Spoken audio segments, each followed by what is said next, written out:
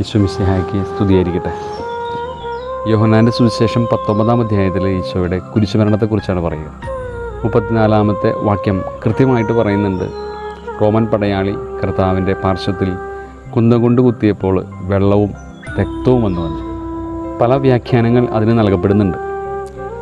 ഈശോ മരിച്ചു എന്ന് ഉറപ്പാക്കാനുള്ള റോമാക്കാരുടെ ആ പരിശ്രമം, അത് ഈശോ മരിച്ചതിൻ്റെ തെളിവായിട്ട് ശാസ്ത്രം പറയുമ്പോൾ, ദൈവശാസ്ത്രം പറയുന്നത് ഈശോ വിശുദ്ധ ബലിയും ജ്ഞാനസ്നാനവും ഓർമ്മിപ്പിച്ചുകൊണ്ട് ഭൂമിയിൽ നിന്ന് യാത്രയായി എന്നാണ്. താൻ വിശുദ്ധ കുർബാനയിലൂടെ ജ്ഞാനസ്നാനം എന്ന വലിയ കുദാശയിലൂടെ തൻ്റെ അനുഗ്രഹങ്ങളും കൃപകളും ഇനിയും മനുഷ്യരാശിക്ക് മുഴുവൻ ലഭിക്കും എന്ന് അതിന് അർത്ഥമുണ്ട്. മറ്റൊന്നുകൂടി അത് അർത്ഥമാക്കുന്നുണ്ട്. തനിക്ക് നൽകാൻ സാധിക്കുന്നതിൻ്റെ അവസാന തുള്ളിയും നൽകിയ ഈശോ ഇനി ഒന്നും ബാക്കി വയ്ക്കാതെ തനിക്ക് സാധിക്കുന്നതിൻ്റെ പരമാവധി നൽകി യാത്രയാകുന്ന ദൈവം. നമ്മളും യാത്ര പറയേണ്ടവരാണ്.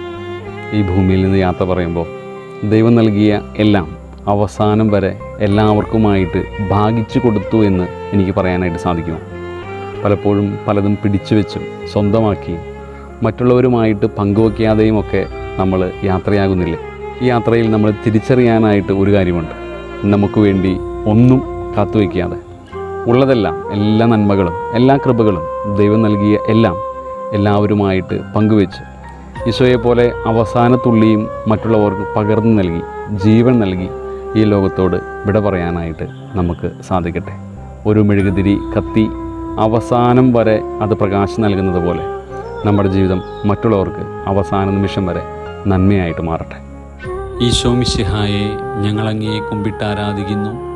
എന്തുകൊണ്ടെന്നാൽ വിശുദ്ധ കുരിശിനാൽ അങ്ങ് ലോകത്തെ വീണ്ടും രക്ഷിച്ചു.